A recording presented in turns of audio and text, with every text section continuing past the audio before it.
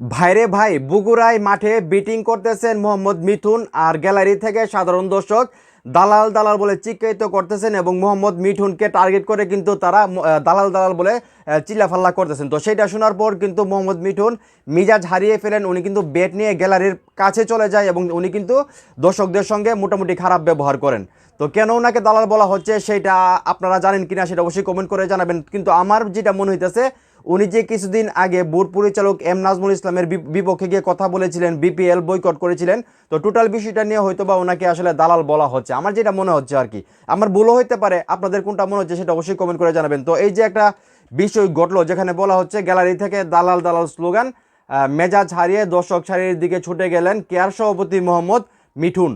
আর bat হাতে কিন্তু দারুণ ছিলেন, সাউথ জোনের হয়ে সর্বোচ্চ খেলেছেন 55 রানের অপরাজিত ইনিংস। মানে যদিও ওনাকে মানুষ যাই বলুক, দালাল বলুক আর যাই বলুক, উনি কিন্তু আজকে ওনার কাজটা ঠিকই করেছেন। উনি অপরাজিত 55 রানে মানে অপরাজিত ছিলেন আর কি। তো যাই হোক, উনি যে আসলে দর্শকদের দালাল দালাল ডাক শুনে ব্যাট নিয়ে আসলে গ্যালারির কাছে গেলেন, দর্শকদের সঙ্গে খারাপ ব্যবহার করলেন, এটা কি আসলে ঠিক হয়েছে কিনা? কারণ দর্শকরা তো অনেক কিছুই বলবে, একসময় বাহবা দিবে, একসময় ট্রোল করবে, এটাই তো আসলে স্বাভাবিক বিষয়। তো উনি যে আসলে ব্যাট নিয়ে গ্যালারির কাছে গেলেন, দর্শকদের সঙ্গে খারাপ ব্যবহার করলেন, এই বিষয়টা আসলে কতটা যুক্তি বলে আপনাদের মনে হয় সেটা অবশ্যই কমেন্ট করে জানাবেন। ভিডিও ভালো লাগলে অবশ্যই শেয়ার করবেন।